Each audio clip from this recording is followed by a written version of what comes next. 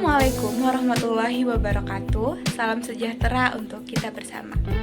Sebelumnya, kami dari kelompok 10 Pemikiran Politik Indonesia kelas B Ilmu Politik 23 mengucapkan terima kasih kepada dosen pengampu kita yaitu Bapak Tamrin pada mata kuliah ini.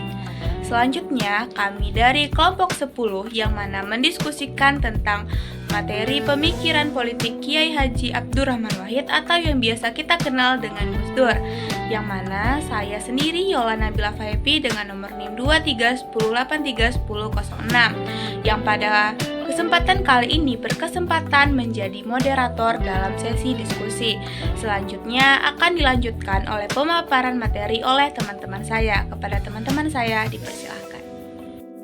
Baiklah, saya akan menjelaskan biografi Kiai Haji Abdurrahman Wahid atau yang dikenal dengan nama Gus Dur.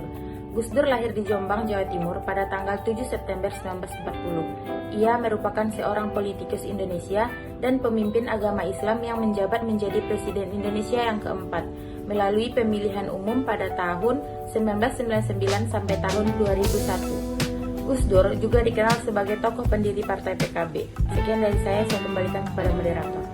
Baiklah, perkenalkan nama saya Antonio Gilbert Ogilviniron dengan NIM 2310831030. Jadi kali ini saya akan membahas pemikiran politik dari Kiai Haji Abdurrahman Wahid atau yang biasa kita kenal Gus Dur. Jadi pemikiran politik Gus Dur yang pertama itu tentang negara dan Islam. Jadi menurut Gus Dur tidak berpendapat bahwa negara harus berbentuk Islam, dan juga Gus Dur juga tidak memisahkan antara Islam dan politik. Mengapa Gus Dur tidak berpendapat bahwa negara harus berbentuk negara Islam? Karena Gus Dur beranggapan bahwa Islam merupakan Islam sebagai jalan hidup atau yang biasa dikenal syariah yang tidak memiliki konsep yang jelas tentang negara. Yang kedua, pemikiran Gus Dur tentang Pancasila dan Islam. Gus Dur menempatkan Pancasila dan Islam secara proporsional.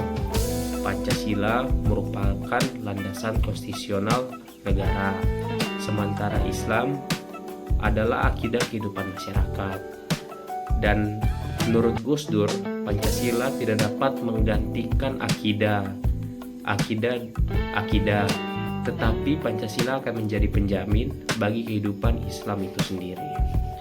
Dan yang ketiga, pemikiran politik Gus Dur yang ketiga tentang Islam dan kemajuan bangsa. Dalam ini Gus Dur sangat menjunjung tinggi sikap toleransi terhadap sesama, agama, ras maupun suku. Gus Dur juga dikenal sebagai bapak toleransi dari bapak toleransi Indonesia atau presiden yang sangat menjunjung tinggi nilai perbedaan. Sekian dari saya kembalikan kepada teman saya yang berikutnya akan menjelaskan. Baiklah, saya akan menjelaskan tentang perjalanan politik Kiai Haji Abdurrahman Wahid atau yang sering kita kenal dengan Gus Dur. 1. Masa pendidikan dan pembentukan karakter. Gus Dur berasal dari keluarga bangsawan dengan latar belakang intelektual dan agama yang kuat. Ia memulai pendidikan di pesantren, tempat ia mulai memahami Islam dan tradisi-tradisi keagamaan. 2. Studi di Mesir. Gus Dur melanjutkan studinya ke luar negeri, khususnya Mesir, untuk mendalami agama dan filsafat Islam. Ia belajar di Al-Azhar University, tempat ia terpapar kepada berbagai pemikiran Islam kontemporer. 3. Aktivisme sosial. Gus Dur menjadi aktif dalam aktivisme sosial, termasuk menjadi aktivisme dan intelektual. Ia dikenal sebagai seorang ulama cendekiawan dan politisi yang memegang jabatan Presiden Republik Indonesia pada tahun 1999 hingga 2001. Keempat, pendiri Partai Kebangkitan Bangsa atau PKB, Gus Dur bersama ayahnya berangkat ke Sumedang, Jawa Barat untuk menghadiri pertemuan Nahdlatul Ulama atau NU dengan tujuan mengubah NU menjadi partai politik. Beliau menjabat menjadi Ketua Dewan Penasihat pada 7 Februari 1999. PKB secara resmi menyatakan Gus Dur sebagai kandidat pemilihan presiden. Kelima, pemilihan presiden. Pada Juni 1999, PKB beraliansi dengan PDIP karena tidak memiliki kursi mayoritas penuh. Pada Juli, Amin Rais membentuk poros tengah yang berisi partai-partai politik Muslim yang mencalonkan Gus Dur sebagai kandidat ketiga pada pemilihan presiden.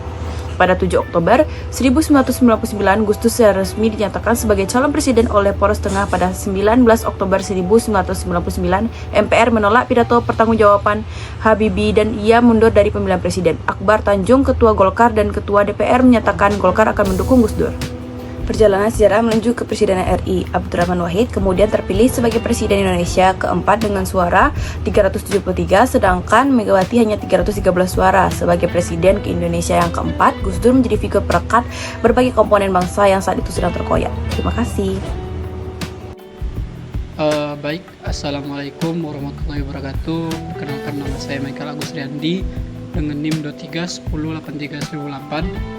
Baiklah, di sini saya akan menjelaskan bagaimana relevansi dari pemikiran politik Indonesia, yaitu dengan tokoh Kiai Haji Abdurrahman Wahid atau yang kerap kita sapa dengan Gus Dur.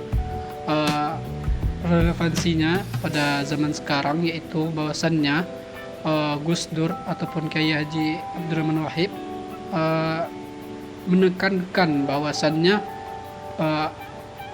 dia ingin meningkatkan perjuangan pluralisme atau paham atas keberagaman, demokrasi, dan toleransi serta perdamaian.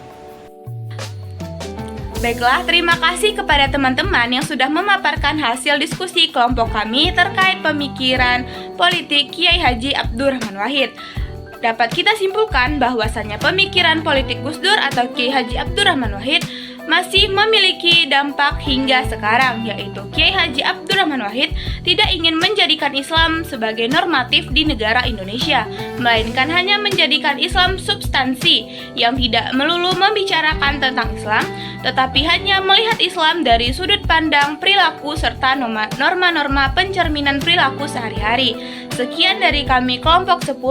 Saya sebagai moderator pada kesempatan kali ini mengucapkan terima kasih. Saya akhiri, wassalamualaikum warahmatullahi wabarakatuh.